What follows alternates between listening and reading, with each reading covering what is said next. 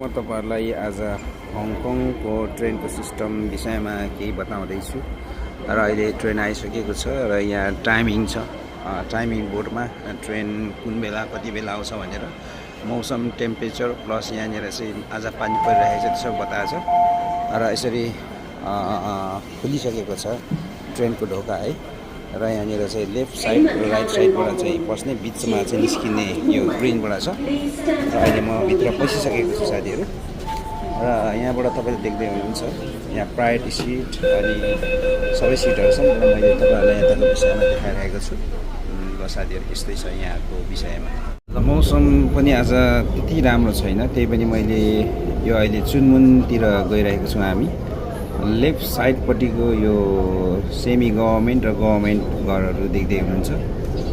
र यहाँ चाहिँ कम्युनिटी ब्यालेन्सको लागि यो एउटा भिलेजमा चाहिँ गभर्मेन्टले निर्माण गरेका घरहरू र प्राइभेट घरहरू पनि छन् यहाँनिर कि धनी गरिबको खाडललाई चाहिँ पूर्णका लागि यहाँ बराबर टाइपले मान्छेहरू राख्ने गर्दछ। यसरी साथीहरू चुनबोन ब्रिजमा पुगेपछि केही समय टक्क अडिएर यहाँका पानी परिरहेका दृश्यहरू हेर्ने कार्य अवलोकन गर्ने कार्य गरे। त्यसपछि भलिबल धमाधम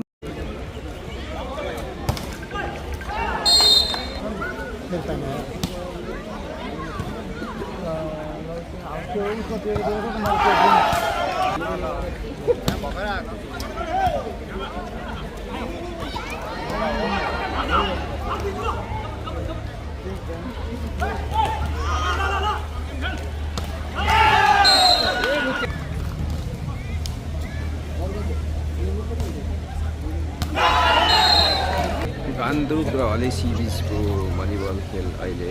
हलेसीद्वारा आयोजित